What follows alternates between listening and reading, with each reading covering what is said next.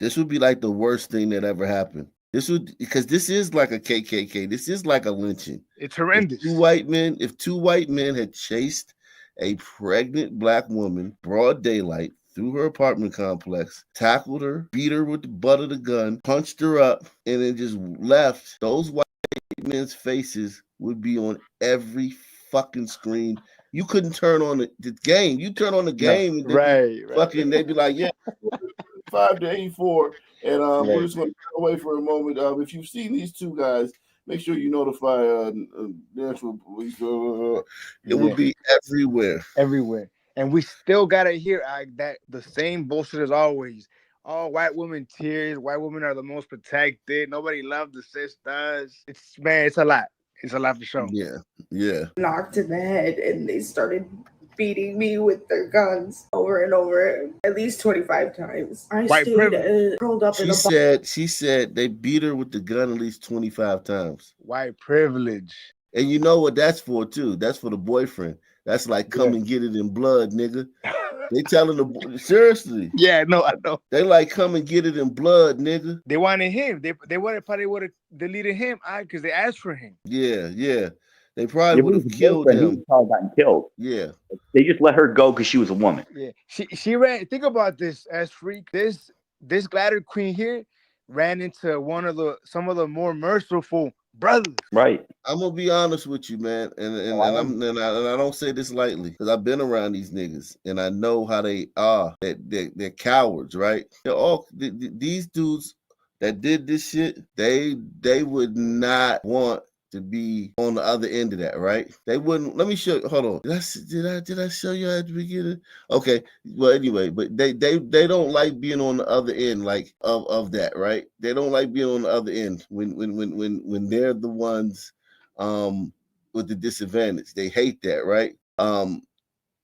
When they get into the interrogation room and you start talking about 35 years and 50 years and shit like that, or these dudes are cowards. Yeah, they are straight up cowards. I'm talking about like I can't explain it to you how much of a cowards a lot of these guys are, right? There's so much of cowards that I have to come with better analogy, but they're cowards, man.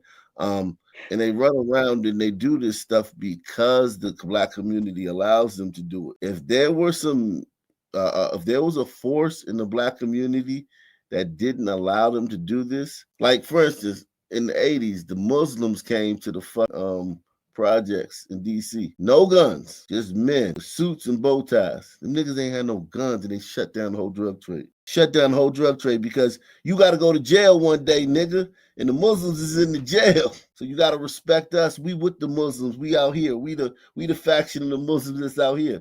And you got to go to jail one day. And when you go to jail, bitch ass nigga, you going to turn Muslim. How many of them turn Muslim when they go to jail? For protection? A lot of them. Plenty.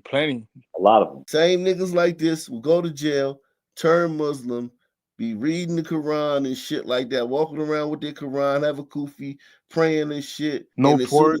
No pork. As soon as they come home, they'll wear their little kufi or their shit for about a month or two. If they make it 2 months, that's great. Or their cuff jeans for like a month or two, and then they back to being the same nigga they was before they got locked up.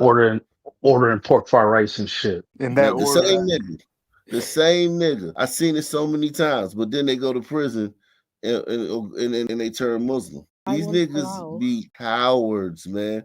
Like they be cowards, man. Show a video of them breaking down the interrogation room. I want to show that. Ball as close as I could, knees to my chest, so they couldn't even harm my child. Police say the armed teens stole the victim's iPhone and purse. They say the armed teens took off in a black Nissan Altima.